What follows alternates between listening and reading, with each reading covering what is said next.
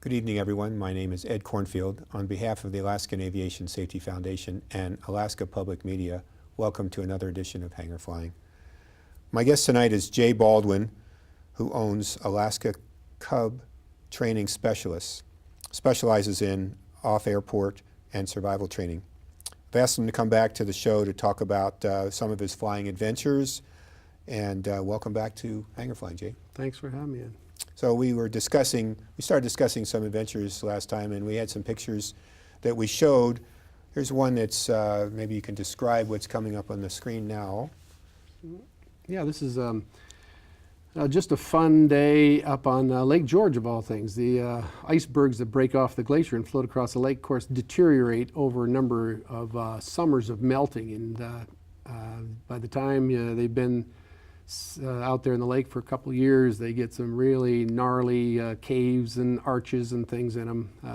They're kind of like old men. They start to take on some strange personalities, and this was just a day when you had good glare ice out there. We could land on the wheels and pull the airplanes over and go exploring the old glaciers on the So what size tires do you have on the we usually have 31s or 35s, but all of the tires for this application, you could use virtually anything. It's glare ice out there on the lake.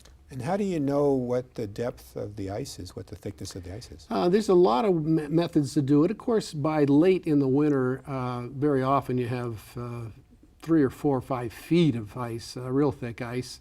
This time of year, on a kind of a warm fall, it might be a little touchy.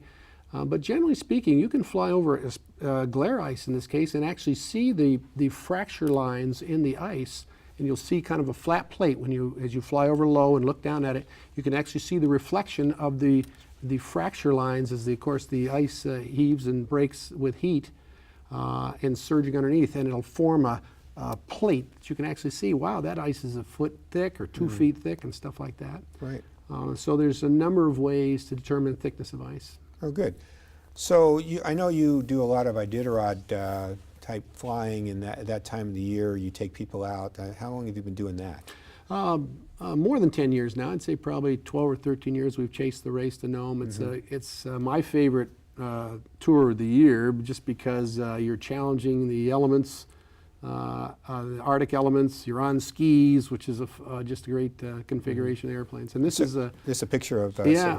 We're camping with a 4-ship there at Mini Sporting House in Iditarod. You know. So that's the town of Iditarod we see in the background you there. You bet. And so you said you take people from different experience levels and bring them on.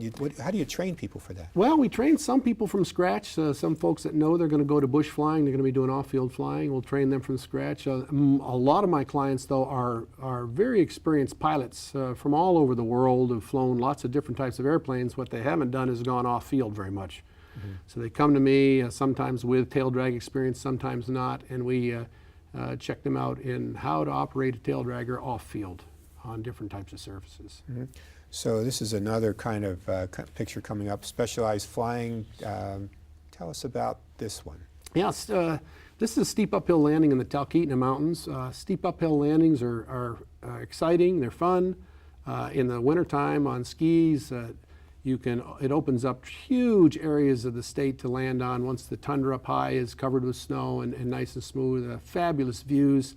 However, it also entails doing things like flying directly into a mountain, which is a nightmare that all of us have had at some time in our aviation careers.